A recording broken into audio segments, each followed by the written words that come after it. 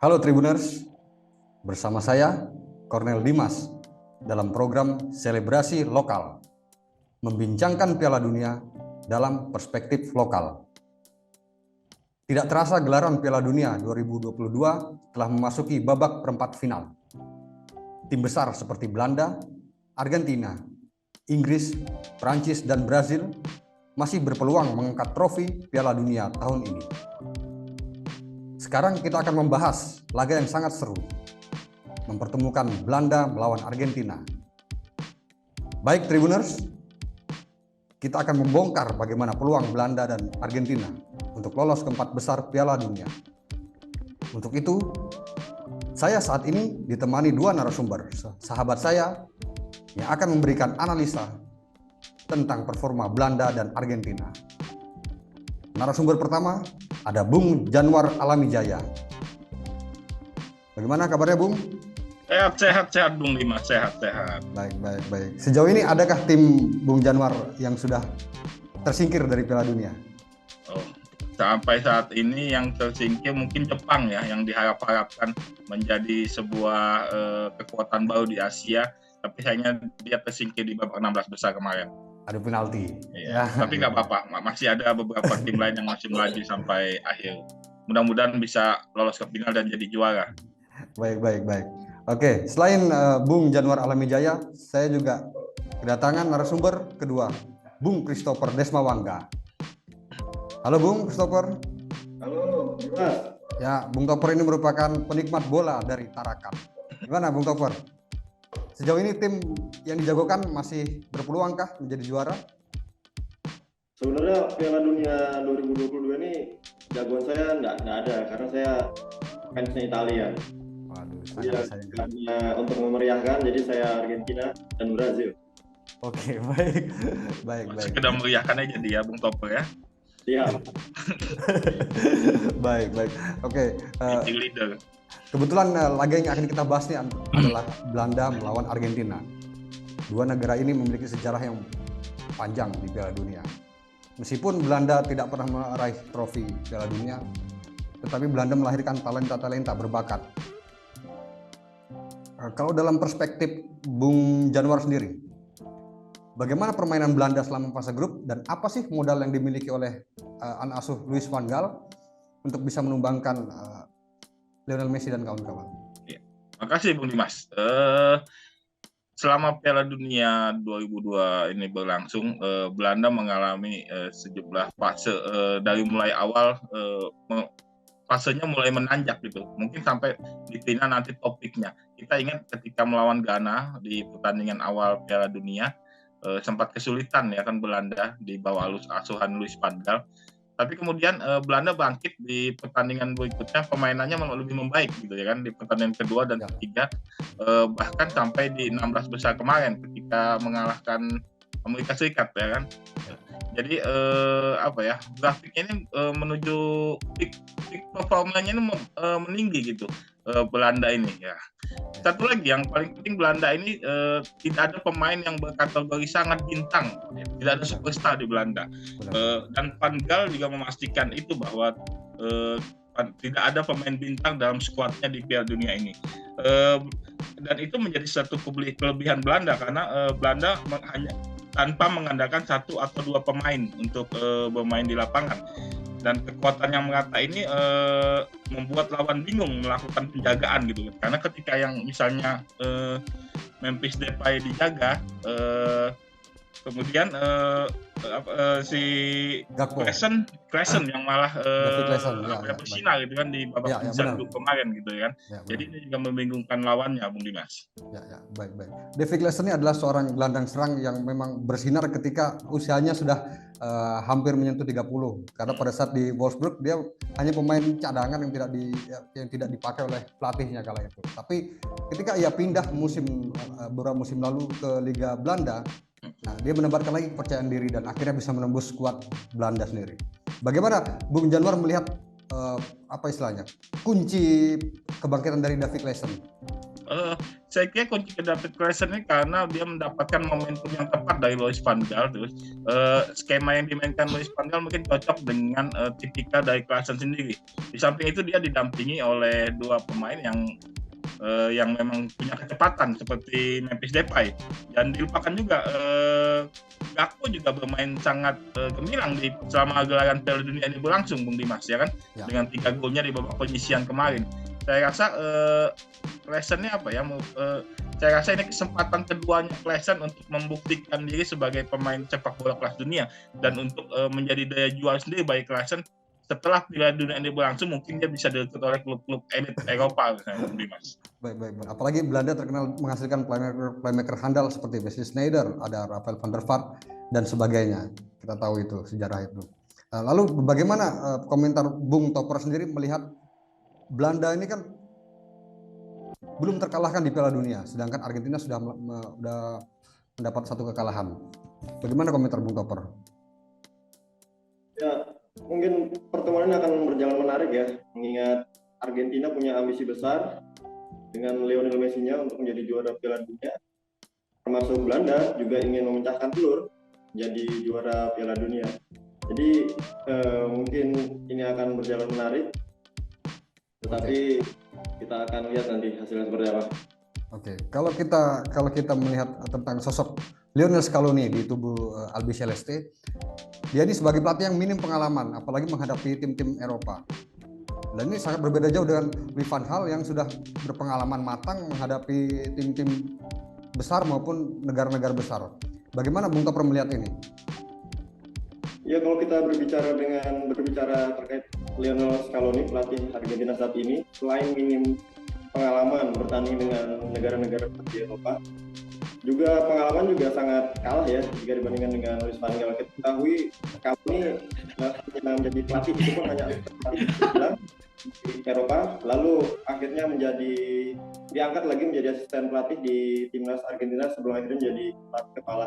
Tapi yang perlu jadi catatan bahwa kehadiran Scaloni membuat Argentina menjadi juara. Bagaimana Bung Topper melihat fakta bahwa Lionel Scaloni ini punya pengalaman yang minim melatih timnas Argentina dan berhadapan dengan tim-tim besar. Sedangkan Louis van Gaal kan juga kita kenal sebagai pelatih yang berpengalaman menangani tim-tim besar dan menghadapi tim negara besar maupun klub-klub besar. Apakah ini menjadi modal yang buruk bagi Argentina? Ya, tidak dipungkiri ya, Scaloni memang minim pengalaman jika dibandingkan dengan Louis van Gaal. Tapi Scaloni ini tahun lalu membuat kejutan, membawa Argentina menjadi juara Copa America, mengalahkan Brazil saat itu di partai final. Dan ini yang tidak dimiliki oleh Louis van Gaal. Hingga timnas, Louis van Gaal belum ada apa-apa yang jika dibandingkan dengan Scaloni yang baru saja menjadi pelatih di timnas Argentina pada. Tapi melawan Belanda ini memang jadi ujian sesungguhnya ya bagi Scaloni, mengingat terlepas dari laga pertama melawan Arab Saudi, Argentina kalah 2-1. Setelah itu Argentina hanya melawan tim-tim kelas 2 ya, bisa dikatakan kelas 2, melawan Polandia, melawan Meksiko, dan melawan Australia.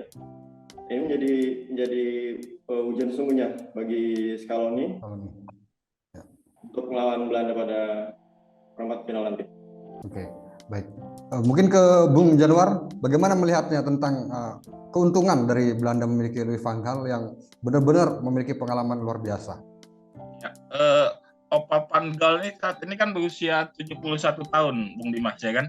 Ya. Dan ini merupakan kesempatan terakhir bagi dia mungkin membawa timnas Belanda menuju Piala Dunia, karena 4 tahun lagi mungkin Van Gaal mungkin sudah tidak mendampingi timnas Belanda kan, karena itu dia akan berusaha sekeras mungkin atau memotivasi dirinya sendiri secara pribadi untuk mendapatkan hasil terbaik bagi dirinya secara pribadi dan untuk meninggalkan legasi di masa depan, bahwa ketika orang mengenal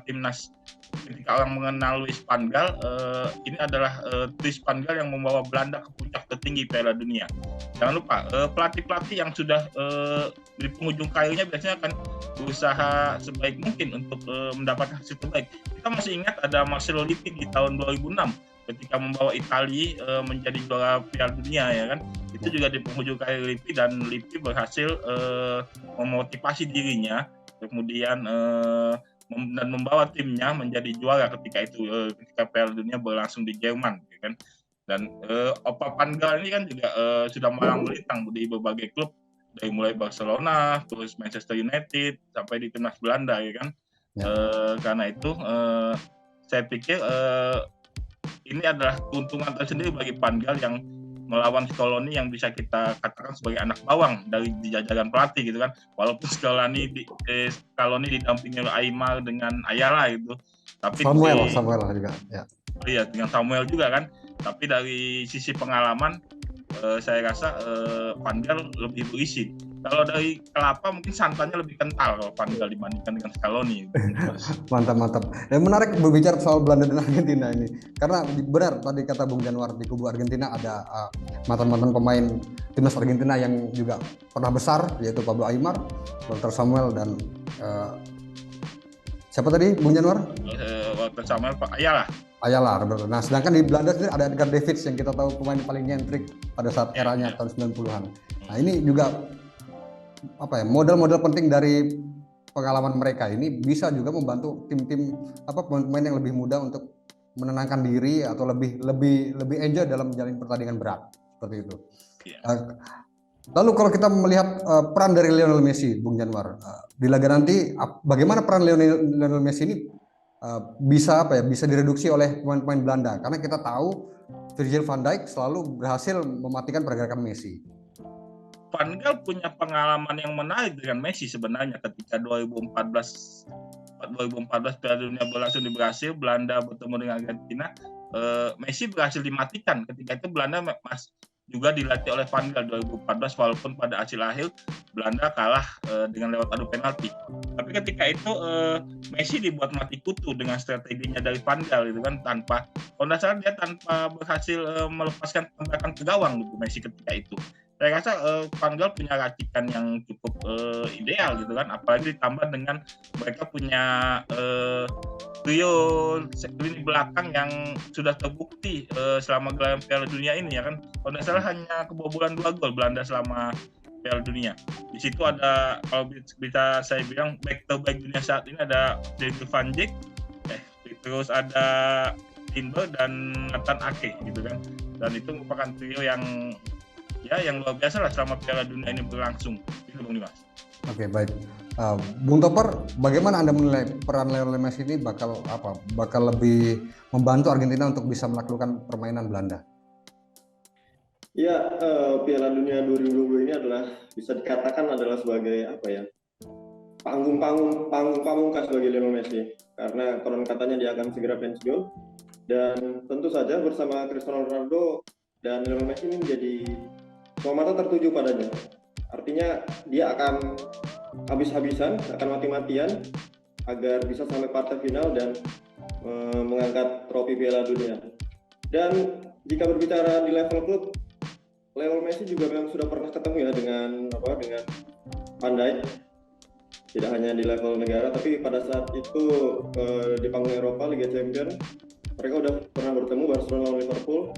Kala itu Lionel Messi berhasil mencetak 2 gol ke gawang Liverpool. Artinya peluang masih sangat terbuka, walaupun Messi udah termakan usia, tetapi pengalamannya, mentalitasnya juga sangat teruji ya di kompetisi tingkat atas.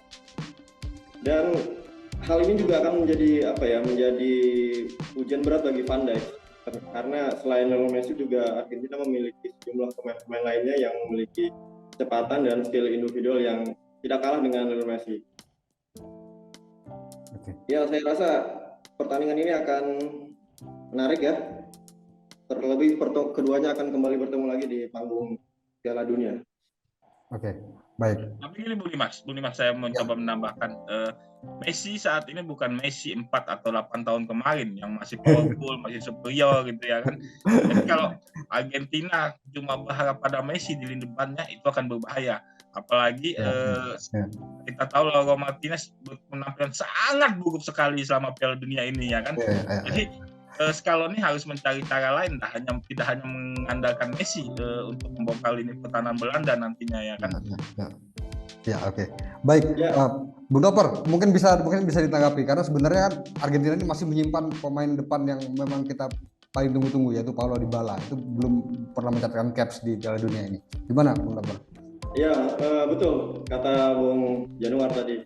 Memang Scaloni tidak boleh mengandalkan hanya seorang Lionel Messi ya. Tapi memang tidak bisa dipungkiri Lionel Messi adalah ruh permainan. Dimanapun dia berada, maupun di Barcelona, maupun di PSG ataupun di timnas. Tapi kita ketahui bahwa Lautaro Martinez di pertandingan awal tidak banyak berbicara ya, walaupun sempat mencetak gol, walaupun dianulir oleh wasit Jakarta pada laga lawan. Tapi kalau ini udah melihat hal ini dan memasang penyerang baru dari Manchester City, Julian Alvarez, terbukti dalam beberapa pertandingan terakhir Alvarez bisa mencetak gol ya, termasuk laga melawan Australia. Artinya kalau ini punya alternatif lain, punya banyak alternatif, termasuk Paulo Dybala. Mungkin ini saatnya Paulo Dybala dimainkan, karena kita ketahui juga Paulo Dybala punya skill yang cukup bagus ya, tidak kalah dengan Lionel Messi. Oke, baik. Bung Januar, kita beralih ke Belanda sekarang. Kekuatan Belanda ini kan ada sebenarnya di lini sayapnya. Kalau kita bisa bilang Denzel Dumfries sedang bagus-bagusnya di Piala Dunia ini karena menciptakan beberapa assist di laga terakhir. Bagaimana komentarnya, Bung Januar, dengan formasi 3 back Belanda? Ya, formasi 3-4-3 atau kadang-kadang 3-4-1-2 dari Van Gaal ini bukan sebuah formasi kesukaan Van Gaal ya kan. Dia sudah hatam Van Gaal menjalankan formasi ini. Tinggal bagaimana kemudian menempatkan pemain-pemain yang sesuai dengan formasi yang dia inginkan. Begitu Bang Dimas. Kemudian formasi ini juga memunculkan beberapa nama-nama baru yang kemudian bersinar di Piala Dunia ini. Kita masih ingat kemudian ada Gakpo ya kan. Terus yang saya bilang tadi ada Klaassen yang ternyata cukup nyetel dengan formasi 3-4-3 dari Van Gaal. Dan jangan lupa selama penyisihan Piala Dunia, selama babak penyisihan sebelum masuk ke gelaran Piala Dunia ini, Belanda juga tampil prima sebenarnya di bawah Van Gaal. Dia mencatatkan beberapa kali kemenangan gitu secara beruntun gitu kan. Dan ini sebenarnya Van Gaal tinggal apa istilahnya, memanaskan mesin-mesin dari pemain-pemainnya untuk dan menyatukan dengan skema dan strategi yang diinstruksikannya. Begitu Bung Dimas. Oke, baik. Kalau kita bicara tentang penyerang tengah dari Belanda, ada Memphis Depay dan mungkin ada Cody Gakpo yang bisa membantu Depay dengan kecepatannya. Di bangku cadangan sendiri ada nggak alternatif yang mungkin bisa dibilang sebagai pembeda di babak kedua nanti, Bung Januar? Saya belum bisa memastikan ya kan siapa yang akan menjadi super sub dari Van Gaal gitu kan. Tapi saya lihat dengan formasi yang ada sekarang dan dari kabar terakhir seluruh starting line up dari Van Gaal dalam kondisi fit gitu kan. Walaupun Depay sempat mengalami cedera di awal-awal kompetisi kan, di awal-awal Piala Dunia, saya rasa Van Gaal akan mempertahankan formasi ideal ini untuk menghadapi Argentina di perempat final nanti, Bung Dimas. Oke, baik. Tadi menyambung omongan Bung Topper tadi tentang Julian Alvarez. Dia ini menjadi fenomena baru di lini depan Argentina.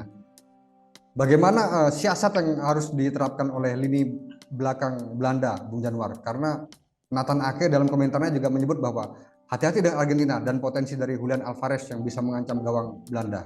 Bung Januar. Ya, saya rasa lini belakang Belanda tidak harus berpatokan pada Messi gitu ya, tidak harus menjaga Messi secara spesial karena Messi kecepatan Messi berbeda dengan 4 atau 8 tahun yang lalu gitu kan. Dan pos Belanda harus mewaspadai pemain lain dari lini depan Argentina gitu kan, karena Argentina bukan hanya Messi sebenarnya. Tapi saya rasa Van Dijk akan bisa memimpin di lini belakang untuk meminimalisir ancaman yang masuk ke ancaman yang akan diterima oleh Noppert ya kan sebagai penjaga gawang gitu Bung Dimas. Oke, Bung Topper, kalau kita melihat Julian Alvarez yang menjadi fenomena baru di lini depan, bagaimana sebenarnya keuntungan dari Scaloni menurunkan Julian Alvarez? Ya artinya ini akan sulit ditebak ya oleh Belanda. Jika sebelumnya banyak yang mengira Lautaro Martinez akan menjadi bintang baru di timnas Argentina, nyatanya Julian Alvarez mencuat menjadi salah satu striker yang cukup produktif ya dengan 2 golnya. Artinya dengan ditopang dengan Lionel Messi, lalu ada dengan lini kedua yang juga cukup solid, ada Enzo Fernandez, ada termasuk dengan De Paul. Ini akan semakin membuat banyak variasi ya yang akan dilakukan oleh Scaloni untuk membongkar pertahanan Belanda yang dikawal oleh Van Dijk dan kawan-kawannya. Artinya Julian Alvarez akan membuktikan bahwa dia adalah pilihan tepat Scaloni untuk laga pada saat lawan Belanda nanti. Baik. Selain itu juga Argentina diuntungkan dengan back yang malang melintang di Belanda, ada Lisandro Martinez. Bagaimana Bung Topper melihat keuntungan dari yang dimiliki oleh Argentina ini? Ya memang menarik ya, menarik pemain satunya Lisandro Martinez. Artinya dia cukup punya pengalaman bermain di Liga Belanda, 3 tahun bermain di Ajax Amsterdam. Artinya sudah mengenal lebih jauh ya karakter pemain dari Belanda. Tapi sayangnya dalam beberapa pertandingan terakhir Martinez hanya starter sekali ya, dan selebihnya menjadi pemain pengganti. Tapi besar kemungkinan bisa saja Scaloni akan memasang Lisandro Martinez pada laga Belanda sejak menit awal ya, karena pengalamannya main di Liga Belanda dan sudah tentunya mengenal karakteristik dari permainan Belanda. Oke, baik. Bung Janwar, bagaimana komentarnya tentang keberadaan Lisandro Martinez sendiri di Argentina? Apakah itu bisa menjadi senjata rahasia bagi Argentina, atau bagaimana cara Belanda keluar dari bayang-bayang Lisandro Martinez? 3 musim Lisandro Martinez bermain di Liga Belanda, saya rasa belum cukup untuk mengenal karakteristik pemain-pemain Belanda. Kita tahu Victor Hugo Nepo gitu kan perlu berapa tahun untuk mengenal tipikal sepak bola Indonesia kan, atau Joe Paulin gitu kan di lini belakang gitu kan. Jadi 3 musim itu saya rasa tidak berpengaruh banyak terhadap Argentina secara keseluruhan. Apalagi pemain-pemain Belanda itu kan rata-rata banyak yang bermain di luar Belanda, seperti Depay dan Frenkie de Jong di Barcelona gitu ya kan. Ya. Jadi saya rasa keberadaan Martinez tidak terlalu berpengaruh gitu kan dengan menjaga pertahanan Argentina, dan saya rasa Frenkie de Jong akan bisa membongkar pertahanan Argentina di babak perempat final nanti. Menariknya Argentina sendiri punya pertahanan yang lebih rapuh dari Belanda dengan tiga kebobolan kalau tidak salah. Bagaimana sebenarnya cara yang akan ditempuh oleh Louis van Gaal untuk bisa menembus pertahanan Emiliano Martinez? Prediksi saya Van Gaal akan bermain secara normal seperti pada pertandingan sebelumnya. Dia akan memanfaatkan sisi sayap kecepatan Depay, kemudian mengandalkan Frenkie de Jong sebagai pengatur lini serangan, sebagai pengatur lini tengah. Karena kita tahu Frenkie de Jong adalah salah satu pemain lini tengah terbaik di Eropa saat ini ya kan. Ditambah lagi di lini belakang, saya rasa Van Dijk akan memberikan rasa aman kepada Noppert ketika menghadapi Argentina nanti, karena terbukti dari 4 pertandingan yang sudah dilewati Belanda, lini belakang pertahanan Belanda merupakan salah satu pertahanan terbaik dari tim-tim yang berlaga di Piala Dunia kali ini. Begitu Bung Dimas. Oke, baik, kita beralih ke prediksi skor. Kalau prediksi dari Bung Topper, bagaimana Bung Topper tentang jalannya laga nanti? Prediksi skor. Yang jelas pertandingan akan berjalan dengan ketat ya. Ingat keduanya juga memiliki pemain-pemain bintang, dan prediksi skor saya untuk kemenangan Argentina skor tipis 1-0, dan jika draw ataupun 0-0 juga bisa dimenangkan oleh Argentina lewat tendangan adu penalti. Pencetak gol siapa Bung Topper? Mungkin Alvarez ya, atau juga Messi juga bisa. Jauh ini itulah 2 itu mungkin. Oke. Kalau Bung Janwar bagaimana Bung? Prediksi skor dan pencetak gol. Ya, saya sepakat dengan Bung Topper bahwa pertandingan akan berlangsung ketat dari menit awal sampai menit akhir.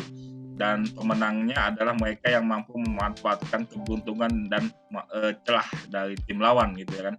Tapi saya teringat Argentina dan Belanda sebenarnya pernah bertemu di perempat final yang sama di Piala Dunia 1998. Ketika itu Belanda berhasil unggul setelah comeback, setelah tertinggal dari Argentina, dan comeback unggul 2-1 atas Argentina. Kalau tidak salah ketika itu lewat gol penentunya adalah Dennis Bergkamp di tahun 98. Ketika itu Argentina masih diperkuat oleh Ortega dan Belanda diperkuat oleh lulusan-lulusan Akademi Ajax.